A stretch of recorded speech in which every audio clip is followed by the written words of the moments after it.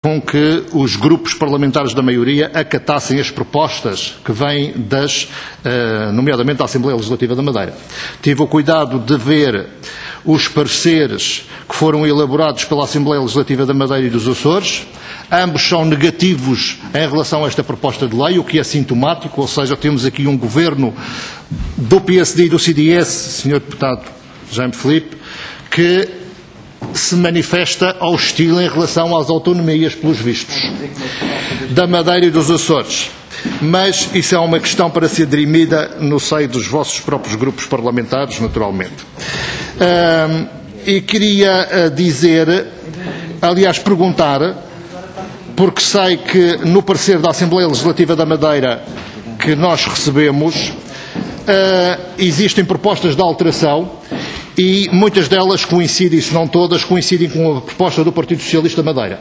Por isso, tendo aqui a presença do Sr. Deputado Carlos Pereira e líder do Grupo Parlamentar do Partido Socialista da Madeira, talvez fosse bom ouvirmos aquelas que são as propostas que vêm no parecer da Assembleia Legislativa da Madeira e que também coincidem com aquelas que o PS Madeira apresenta relativamente às alterações sugeridas para esta proposta de lei que nós estamos neste momento a discutir. Queria deixar em traços gerais, portanto, a primeira questão que eu gostaria de colocar era exatamente esta, portanto, confrontar o líder do Grupo Parlamentar do Partido Socialista Madeira com as propostas de alteração que constam no parecer da Assembleia Legislativa da Madeira. Se nos pudesse esclarecer todas elas, seria útil para esta Comissão e para podermos ter uma melhor percepção daquilo que é o sentimento geral relativamente a esta proposta de lei. Queria dizer, em traços gerais, que o Estado, naturalmente, que está obrigado constitucionalmente a dar uma resposta positiva àqueles que são os problemas das regiões insulares. As regiões insulares, para além de terem esta condição de insularidade, são regiões ultraperiféricas que também estão tipificadas nos tratados da União e, por isso mesmo, existem mecanismos, quer da União Europeia, quer do próprio Estado, de auxílio aos povos que vivem nestas regiões desfavorecidas do ponto de vista geográfico. E essa solidariedade do Estado não se pode perder com esta lei de finanças das regiões autónomas que nós estamos a discutir neste momento. E o que está de facto em causa é exatamente esses princípios da solidariedade que obrigam o Estado a garantir o princípio da coesão, o princípio constitucional da continuidade territorial, de maneira a que o cidadão que viva numa região autónoma, seja ela qual for, não seja prejudicado pelo facto de viver exatamente numa região insular. E esses mecanismos têm de estar salvaguardados nesta proposta de lei de finanças das regiões autónomas, que é uma lei estrutural e que consubstancia o pensamento político do governo, de uma maioria que governa o país, em relação àquilo que deve ser o relacionamento financeiro entre o Estado e as regiões autónomas. É isto o que nós podemos tirar em traços gerais.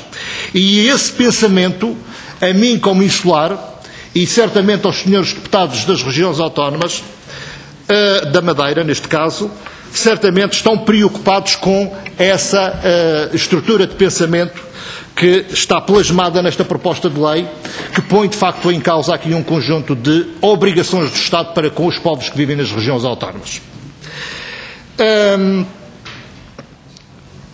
Portanto, sem querer exceder o tempo que me é destinado, até porque, mais do que dizer, nós como estamos agora com esta avaliação no âmbito da Comissão especializada, estamos a recolher propostas e a analisar as propostas de alteração para depois, entre os diversos grupos parlamentares e no âmbito da Comissão, podermos sugerir essas propostas de alteração em concreto e depois verificar qual será o resultado final.